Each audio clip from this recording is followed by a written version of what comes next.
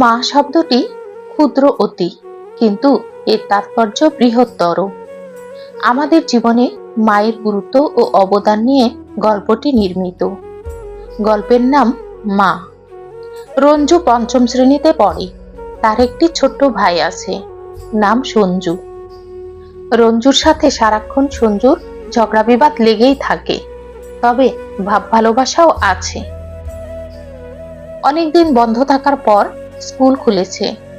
ক্লাসে রঞ্জু লক্ষ্য করলো তার খুব ঘনিষ্ঠ বন্ধু দুরন্ত খুব মনমরা হয়ে বসে আছে। রঞ্জু কাছে গিয়ে জিজ্ঞেস করলো, কিরে, তোর কি হয়েছে? দুরন্ত কাঁদো কাঁদো গলায় বলল, আমার মা কিছুদিন আগে মারা গেছেন। রঞ্জু বলল, এতে আবার এত মন খারাপ করার কি আছে? মা না থাকলে তো ভালো। দুরন্ত বলল, তুই এসব কি বলছিস? রঞ্জু বলল, ঠিকই তো বলছি। আমি তো মাঝে মধ্যেই ভাবি, বাড়িতে যদি মা আর আমার ছোট ভাই না থাকতো, তাহলে অনেক স্বাধীনভাবে জীবনযাপন করতে পারতাম। মায়েরা সব সময় বকে, এই যেমন ধর সকাল সকাল ঘুম থেকে ডেকে তুলে বলে, ঝটপট ব্রাশ করে মুখ হাত ধুয়ে নাস্তা সেরে পড়তে বস।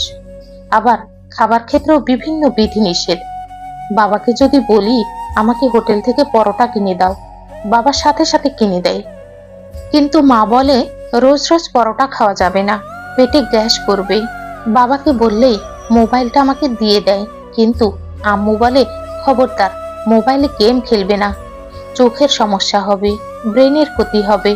রাত্রিবেলা পড়াশোনা করতে করতে প্রচন্ড ঘুম চলে আসে, তাড়াতাড়ি করে শুতে যাব তার উপায় নেই। আম্মু বলে, ব্রাশ করে অজু করে নাও আর নামাজ পড়ে ঘুমাতে যাও। এসব নিয়ম কানুন আর ভালো লাগে না। দুরন্ত রঞ্জুকে বোঝানোর চেষ্টা করলো। সে বলল, আমার মা বলতো, দাঁত থাকতে মানুষ দাঁতের মর্যাদা বোঝে না। মায়েরা কখনো সন্তানের খারাপ চায় না। তারা যা করে ও বলে তার সবই সন্তানের ভালোর জন্যই। একদিন বাড়িতে রঞ্জু ও সঞ্জুর মধ্যে খুব ঝগড়া হলো। মা এসে দুজনকে ভীষণ মার দিলেন। রঞ্জু মন খারাপ করে বাড়ির পাশের বাগানে গিয়ে বসে আছে। এমন সময় একটি পরী এসে বলল, তোমার কি হয়েছে? আমরা পরীরা ছোট শিশুদের মন খারাপ দেখতে পারি না। তুমি বলো, কি পেলে তুমি খুশি হবে? রঞ্জু পরীকে সব কথা খুলে বলল, আর পরীকে বলল, তুমি যদি আমার মা ও ছোট ভাইকে তোমাদের রাজ্যে নিয়ে যাও, তাহলে আমি খুব খুশি হব। পরী বলল, এটা কোনো ব্যাপারই না, তুমি বাড়িতে ফিরে যাও। রঞ্জু বাড়িতে ফিরে দেখলো তার মা ও সঞ্জু বাসায় নেই। সে খুব খুশি হলো এবং নিজেকে স্বাধীন ও মুক্ত আকাশের পাখির মতো মনে করলো। পরের দিন সকালে আর কেউ তাকে ঘুম থেকে ডাকলো না। অনেক দেরিতে সে ঘুম থেকে উঠলো। ব্রাশ না করে কোনো রকম মুখ ধুয়ে বাবা পরোটা এনে রেখে গিয়েছিল, সেটা খেলো। পড়াশোনা না করে সারাদিন টিভি দেখলো। বাবা আবারও হোটেল থেকে তৈলাক্ত এবং মুখরোচক খাবার নিয়ে এসেছিল, সেটা সে খুব মজা করে খেলো। বাবার মোবাইল নিয়ে অনেকক্ষণ গেম খেললো।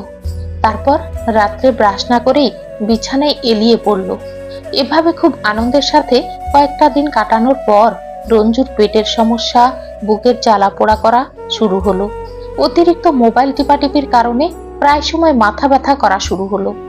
তাকে স্কুলে গিয়ে ঝিম মেরে বসে থাকতে হচ্ছে, আর পড়া না পারার জন্য স্যারদের কাছে বকা খেতে হচ্ছে। তার এই অবস্থার জন্য কেউ তার সাথে ভালোভাবে মিশে না। সে আবার একদিন বাড়ির পাশের সেই বাগানটাতে মনমরা হয়ে বসেছিল। পরী এসে জিজ্ঞেস করলো, তোমার আবার কি হয়েছে? এখন তো তোমার আনন্দে থাকার কথা। রঞ্জু কেঁদে উঠল, বলল, পরী, তুমি আমার মা আর ভাইকে ফিরিয়ে দাও।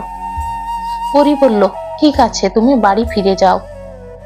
বাড়িতে গিয়ে মা ও ভাইকে ফিরে পেয়ে সে অনেক খুশি হলো এবং নিজের ভুল বুঝতে পারল।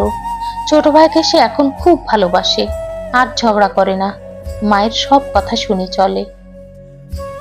তো বন্ধুরা, আজ এ পর্যন্তই। ভালো থাকবেন, সুস্থ থাকবেন এই কামনায়।